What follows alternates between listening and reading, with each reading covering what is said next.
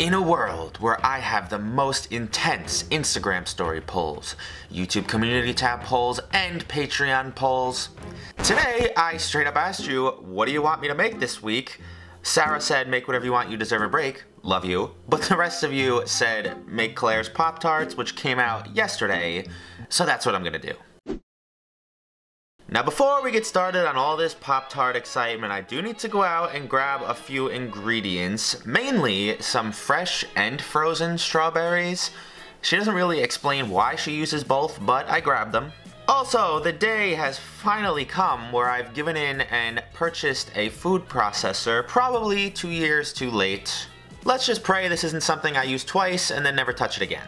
So Claire's Gourmet makes Pop-Tarts. This video literally came out yesterday. I hadn't even seen it before I asked you guys the question of what do you want me to make. They look deceptively easy. I thought the same for the Pringles and the Twinkies. So I'm gonna proceed with caution, but I grabbed some flour and my 2 types of strawberries, kosher salt and butter, sugar, powdered sugar, a fresh lemon, some eggs, vanilla extract, ice water, and cornstarch. Now first up is something I have never attempted to make before, and that's homemade sprinkles, which is just an egg white and powdered sugar. I didn't really know that it was widely accepted that you can eat raw eggs without cooking them, but I did add a ton more sugar than I thought I was going to need. You want this a nice, thick, paste-like consistency. I separated it in 5 different containers for my 5 different colors. And using my icing, coloring, and a glove so I didn't get dye everywhere, I dyed all 5 of my containers. Judging by how quickly a hard skin forms on the top of these, I don't think they're going to take very long to solidify. So I evenly spread them out on some parchment paper. I tossed them in the oven at the lowest setting with the door open. I think it was like 150 degrees. I left them in there for like 2 or 3 hours before taking them out, flipping them over, and just leaving them at room temperature for a few more hours until they completely harden, completely dry out, and they're super brittle and easy to chop up like this. Unlike traditional sprinkles, you kind of want these looking like little pop rocks. So finely chop all 5 of your colors up before sifting out all that powder, and then combining all 5 of your colors together to get a beautiful combination of some homemade Pop-Tart sprinkles. Component number 2, and most vital to this recipe, is the dough base. So I broke out my food processor. Do not worry, I gave it a very thorough cleaning, unlike some of the last times I've bought new kitchen utensils or machinery. Don't stress this time. You're gonna want to pulse together your flour, your sugar, salt, and butter. If you want the exact measurements, just go over and watch Claire's video. It's in the description. And after I added my ice water, I realized I should have got this thing ages ago. I had no idea you could make pie dough or pastry dough this easily. Oh, you literally just have to refrigerate it now. You didn't have to mix or knead or anything. After I had it in a big square and I popped it in the fridge to set up for an hour, I started on my strawberry jam, and look what is making an appearance. Our old friend, the stem gem, from I think last year. I reviewed this in a kitchen gadget test, if you're curious, and this came in handy here. It's probably the only time it's worth having to break it out and then wash it when you have to stem like a whole pound of berries. But once I had them all ready to go, I popped those in the blender with the frozen ones. I blended them together until a fine, uniform puree formed. I poured it over into my strainer and then just pushed it through until the entire mix came out and I captured, hopefully, most of the seeds. Now with this next step, I don't know if I was doing this incorrectly. I don't know if Claire just kind of glossed over it, but this took absolutely forever to cook down on my stove. You're supposed to reduce this by 75% until a spatula ran through the middle leaves a clean line. I changed pots halfway through just because I thought my, my Dutch oven would be better. You then have to put it on a baking sheet and then throw it in the oven for 10-minute intervals until it gets to a nice thick jam. This whole process took me over 2 hours. Maybe my heat was too low, I don't really know what happened here. To finish it up though, I poured it into an ice bath and added some fresh lemon juice and some zest, and just mixed it around for a couple minutes to cool it down rapidly, and popped it in the fridge to completely set up while we prepped everything else. I grabbed my dough from the fridge once again and started to roll it out in a nice, thin, even sheet. The goal is to get at least 6 rectangles out of this, so that this one dough pat can make you 3 Pop-Tarts at the end.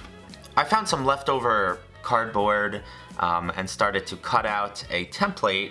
You want this a centimeter bigger on each dimension than an actual Pop-Tart is because they're gonna shrink in the oven a bit. And once that was ready, I started to chop up my dough into 6 semi-even rectangles. I think one of the sides was a little bit off here. No big deal though, I popped them in the fridge for another 30 minutes to chill again. In the meantime, I cut out the inside of my template for the filling, and I cut another one exactly like that and taped them together just to get some height. If you couldn't tell already, the majority of this whole recipe is just making sure your dough is continuously chilled. The reason for that is you want to keep your butter solid somewhat inside. That's what creates those flaky, delicate layers. If the butter completely melts, you're just done for. You're gonna have a pretty flat dough. Honestly, I'm quite stunned how well this template worked and how clean my edges on the filling are. I am not gonna question it though. Before throwing these together, I threw them back in the fridge for a little bit longer, and then very carefully threw the docked sides on top of the filling sides. Don't forget your egg wash around the sides of every one. That's gonna act as your glue. And also don't stress if the edges don't match up perfectly, because once you take a skewer to the edges to kind of press them together and then just trim them up with the knife, it looks perfect. Into a 300-degree oven for what I thought was gonna be like 30 to 40 minutes. It ended up being close to an hour. And even so, the top still looks a little bit underdone. The bottoms look pretty nice and brown though, so I'm gonna leave them out and let them cool while I work on the last component, the top icing. Now outside of just your egg whites and powdered sugar, you also wanna add in some lemon, vanilla, and salt, because there's gonna be a lot of frosting on the top, so you want some flavor outside of just sugar. Make sure this is thick enough for you to be able to pipe, because that's exactly what we're gonna do, and cut off a tiny little edge so that you can edge the initial rectangles on the top of these, and then hopefully keep the rest inside that rectangle. On second thought, that might not even be worth it, because with these first two, it didn't even matter. Like, between the angle of the tops, maybe my mixture was a little too runny, they just kind of ran right down the sides. This third one though, without question, looks the best. It's nice and flat across the top. The icing stayed contained within my border. And before this solidifies, sprinkle a nice dose of your rainbow sprinkles across the top. I'm insanely proud of these. They may have taken me all day, but I think I finally made something that even Claire might be proud of. Now, I don't know if you guys can tell, but I am absolutely exhausted right now. I started this at 4 or 5 o'clock today. It is 2:12 a.m. It was just a lot of waiting. They took an hour to bake. You had to wait for the sprinkles to dry, for this icing to dry, for the jam to set in the fridge, for the dough to set 5 different times in the fridge. It was a lot. Now this is undoubtedly the best looking one that I have. It's perfectly shaped, kind of thin, and some of you guys might freak out at this, but I've never toasted my Pop-Tarts. I just whip them open and eat them. This is the big moment, what everybody's been waiting for. Oh my god, I almost tried. Why did that break so easily? I caught them both, don't worry, and they look, oh my gosh. This looks phenomenal. I can't believe I just made this. It might have taken me all day, but this thing's a work of art. Wow. Out of all the Gourmet Makes recipes I've done, This is by far not only the best, but probably the most elevated from what the original snack or store-bought food was. Every single element of this is better. From the icing to, I want to say it's like an elevated pie crust. It's similar in texture, but it tastes a lot better. The star of the show is that filling. It's not overly sweet, it's nicely balanced. It's got a nice like real punch of actual strawberry flavor, unlike the artificial one. I am really impressed by these. I can't come up with a single complaint. It's perfect. I hope you guys enjoyed today's video. If you did, smash that like button for me. Subscribe if you are new around here.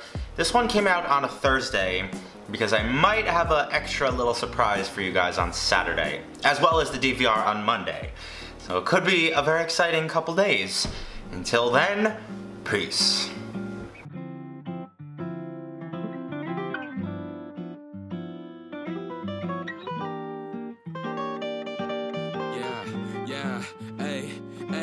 With the M without the AD. Flipping burgers and my money super lazy. Try and make a meal tonight, they ain't paying me. Try and supersize my life with my 18. Yeah, our style wasn't wavy, but we had a vision.